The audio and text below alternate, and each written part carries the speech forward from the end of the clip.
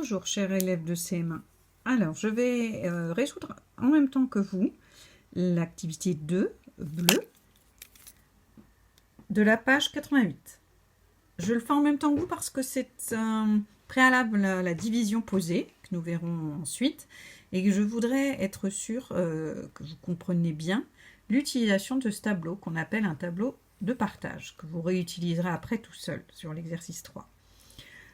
Donc, nous ne nous occuperons pas de la bande dessinée cette fois, puisqu'il faudrait être en classe. Donc, on va se concentrer sur l'exercice 2. Vous aurez un fichier pour le faire.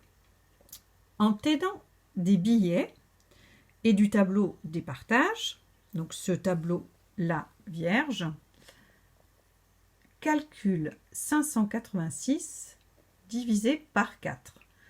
Donc imaginons que la somme de 586 euros est à diviser entre 4 personnes. Donc premier point, combien restera-t-il après avoir calculé combien chacun des enfants recevra? Et ensuite on essaiera de trouver et d'écrire un calcul qui permette de vérifier tes résultats sur la base de ce qu'on a vu dans les leçons précédentes. Alors première chose, calculons 586 divisé par 4. Donc en utilisant ce tableau. Vous avez donc un tableau classique avec les centaines, les dizaines et les unités. On a parlé donc de montants en euros par exemple. Les centaines, on est dans donc 100 unités, dizaines, on est dans 10 unités et dans les unités, on est avec donc une unité. Le montant que nous souhaitons diviser est 586.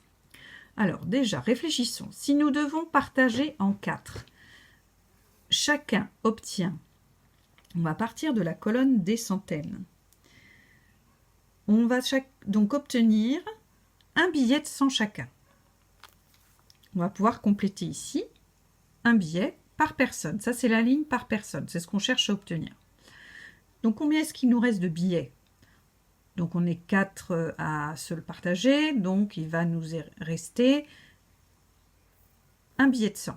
Puisqu'ici, on a utilisé, une fois 4, les 4 billets de 100. Ce qui est à convertir en 10 dizaines, puisqu'on va vouloir les changer. On va vouloir les changer pour pouvoir redescendre au niveau des dizaines et voir donc combien est-ce qu'il nous restera de dizaines. Donc, ici, j'écris 10 dizaines. Ces 10 dizaines, je vais les répercuter ici, de façon à équilibrer mon tableau.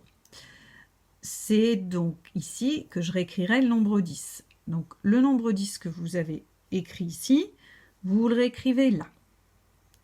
Nous arrivons donc à 18 dizaines. 18 dizaines. 18 dizaines à diviser par 4. Donc, je regarde ma table de 4. Qu'est-ce qui se rapproche le plus de 18 comme résultat dans ma table? C'est 4 fois 4. 4 fois 4 est égal à 16. Donc, je vais pouvoir écrire ici 4. 4 dizaines par personne. Mais il ne faudra pas que j'oublie de noter qu'il m'en reste 2. 2 dizaines que nous répercuterons sur les unités pour les traiter. On en traite ainsi les choses pour finir par ne plus avoir que quelques unités. Ces 2 dizaines valent donc 20 unités. Hein, c'est ce qu'on sait faire depuis longtemps. Donc ici, j'ai bien 6 unités, mais je rajoute ici mes 20 unités. Et je fais le calcul du nombre d'unités qui me reste. Il me reste 26 unités. 26 unités. Je dois les diviser par 4. Dans ma table de 4, qu'est-ce qui se rapproche le plus de 26 comme résultat? 6 fois 4 égale 24. Eh bien, voilà ma solution. Donc, je dois écrire ici que j'ai 6 unités qui sont à donner à quelqu'un, à une des 4 personnes. Mais je n'oublie pas, puisque 6 fois 4 égale 24, et qu'entre 26 et 24, il me reste 2 unités, de marquer ici mes 2 unités.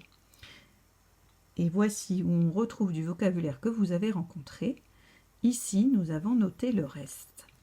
C'est-à-dire que comme les calculs que nous avons pu faire avec les dés ou avec les